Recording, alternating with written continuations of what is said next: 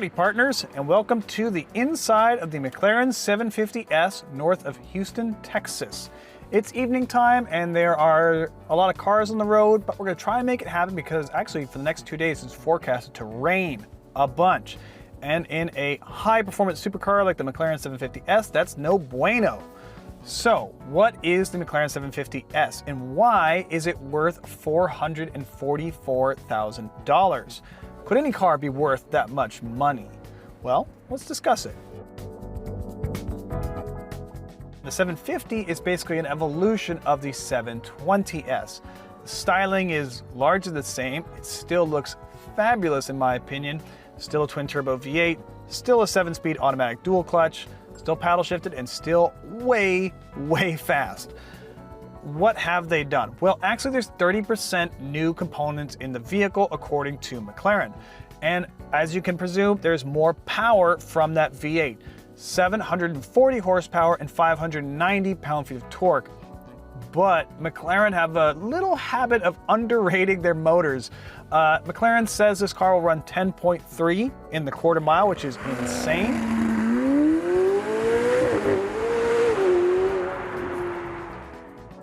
But some magazines have been running tests and getting these to like 10.0 or even 9.9 under ideal conditions. This is a solid 10-second car for the roads.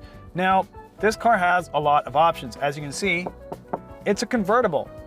That adds a lot to the MSRP, and there's also a lot of custom options on this car, like this performance interior. You get all the suede, these red seat belts, the red stitching, the lightweight wheels, the carbon fiber front louvers, and there's a lot of options on this car because, as you know, cars of this caliber are not just bought straight up. You don't just pick a red one, you personalize it. Now the big news is that McLaren says this is a car unabashedly for the purist. There's no hybrid assist here, and it feels weird to call this like an old school car because it has a twin clutch gearbox and twin turbos, but it's rear drive only, non-hybrid assist, which means it's kind of a rare breed in today's market, crazy as that sounds. It's actually kind of an old school driving experience, which I really like. Inside, there's a few tweaks here and there. There's a little cute kiwi bird that marks basically your personal memory of settings. If you can set the powertrain in one way and the chassis in one way, press that little kiwi bird and your settings are remembered for next time. There's comfort, sport, and track for chassis, and for the powertrain, you can pick it. I personally like comfort suspension and sport powertrain. That seems perfect for street and road use. I really like that.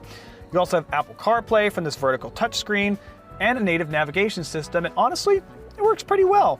Unlike the Cybertruck, there's not a ton of gizmos to talk about. This is kind of all you get. Another thing that's gone from the 720 to 750 is the gauges are different. The 720 had that kind of like rotating bezel that would turn different directions depending on what mode you had. This is just one binnacle, although it does rise and lower with the wheel as you use it. But let's turn on that sweet 4-liter twin turbo V8. Big red button turns it to life. 4 liters, twin turbochargers running 18.8 PSI in its nastiest setting. It's a bad mofo. Doors go up because of course they have to, and I like to leave the rear window down. I think this is a cool McLaren thing, is that you can raise and lower the rear window independently. I think that's nice. The roof goes up and down really quick. I'm gonna show you here because it's like the fastest operating roof in the segment, I'm pretty sure. Up and down, super fast, and you can do it while you're rolling. The actuation on this thing is second to none. I love it. There, it's done. But for the sake of audio, I'm gonna have it up and leave that rear window down so we can still hear the motor, but you can still hear my annoying voice. Another cool option this car has is the electrochromic roof. You touch a button and it goes from clear to shaded, shaded to clear. So I'm gonna drop the rear window so we can hear that engine. We'll get on the road. So we are in sport powertrain, comfort suspension, auto stop is off.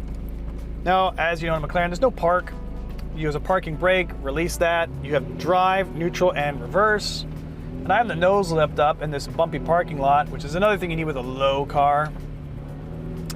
Getting out of this driveway. I'm gonna drop the nose down now. and go for a little drive, shall we? So, 740 horsepower.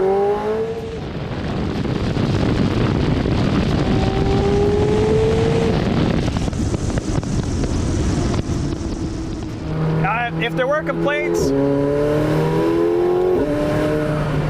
about the previous car, it couldn't be that it was too slow.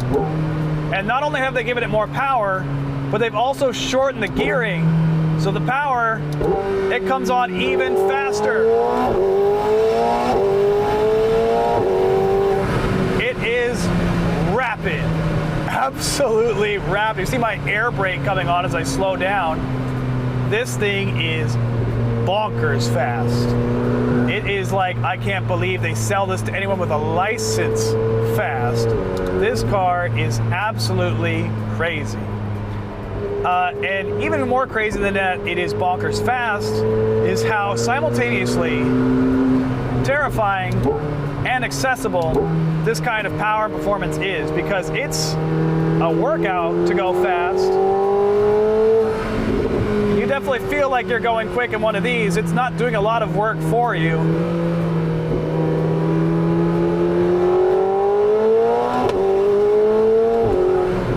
But with no four-wheel drive, you're definitely driving this car. In fact, even with launch control and traction control on, this car will absolutely haze the tires right through the traction control.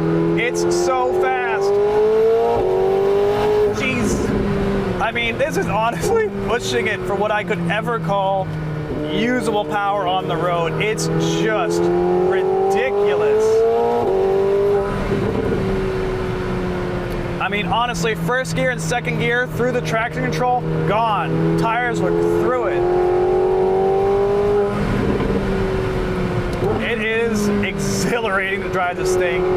I might have driven faster cars. Electric cars are faster in a straight line, but nothing is more exciting than this.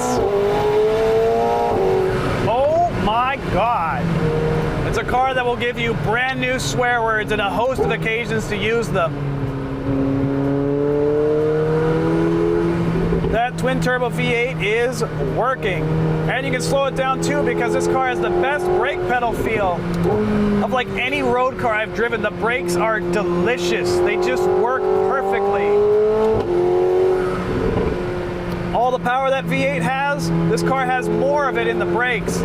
It's really confidence inspiring. And I have the suspension in comfort. There's no body roll anywhere. It feels like the right way to drive it. First gear, shall we try it? There's no way.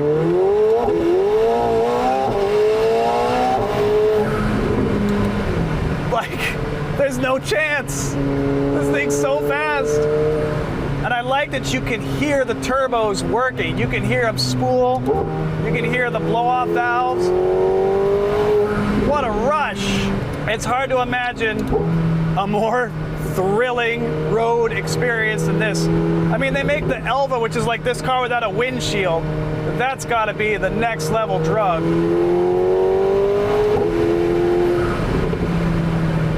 I mean, it's just ridiculous.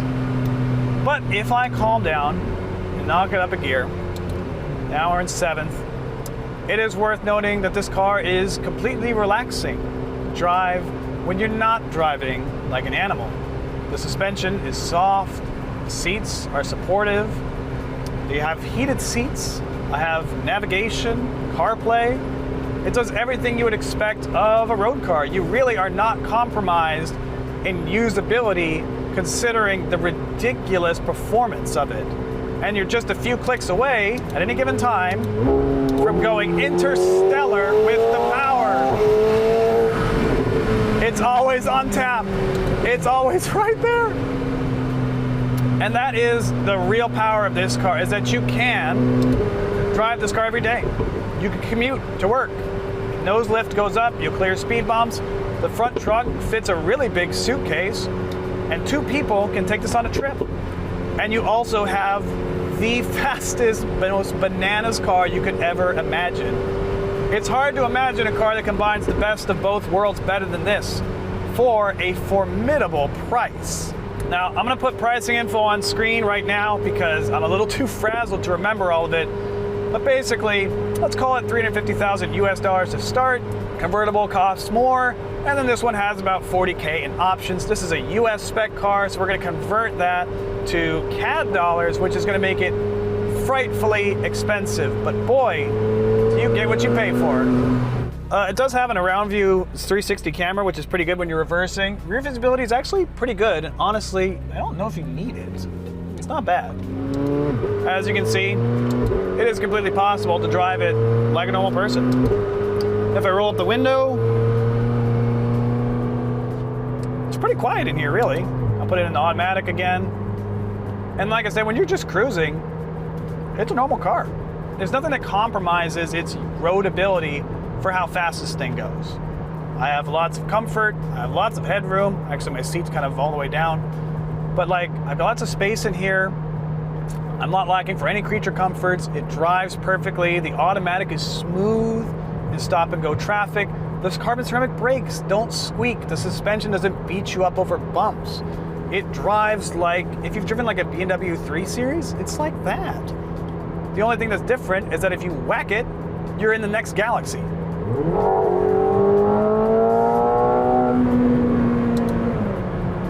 Like, it's just crazy to have this much performance and this much comfort. I mean, I am using comfort and usability in a relative term. We are talking about a 2-seat car that only has a front trunk. Now, one of the coolest things I think they did was actually shorten the gearing, which when I read that, I was like, oh my God, this car is already fast. They made the gearing even shorter. But it really increases your enjoyment because now you can do so much shifting, which is so fun. To just bang off the gears, bam, bam, bam. I don't know if it makes you actually any faster, but it certainly increases the drama. And when I think of a supercar, I want the speed, but I also really want the drama, and it provides that. Could it be improved? Well, if I have a complaint, the engine sounds like every McLaren because they're all kind of the same V8 twin turbo kind of thing.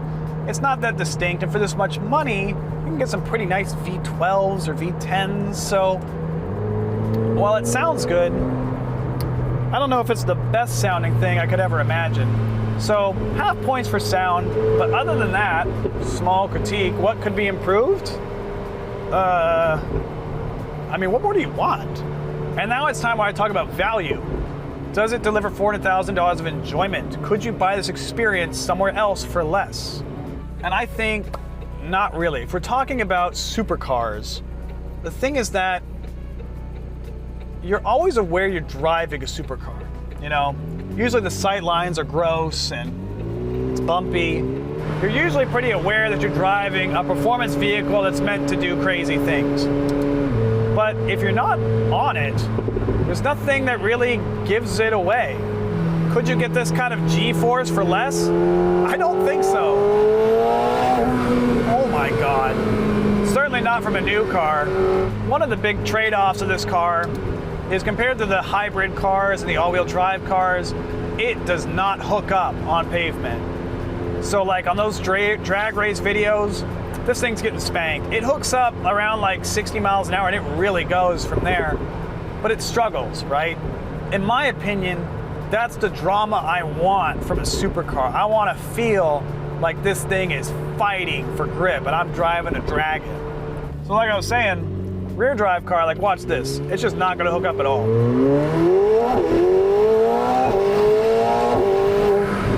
I mean, if I said that, it actually did hook up.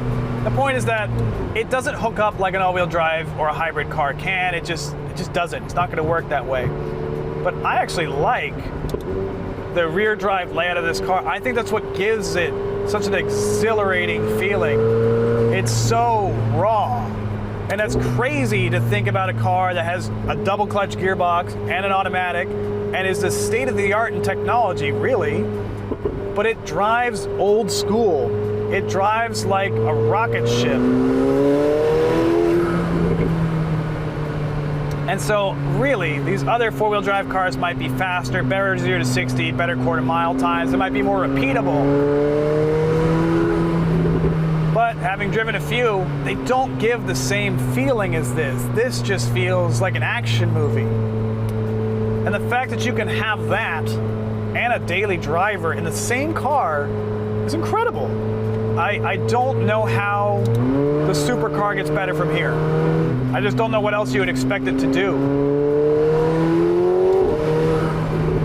The question is really, how could the Supercar be any better? Supercars, in my opinion, ideally, they have the drama, the excitement, the numbers to back it up, but also the usability. And I think if you can afford the price of entry, the 750S delivers all of that. How do you critique a car like this? What more could it do? I don't know.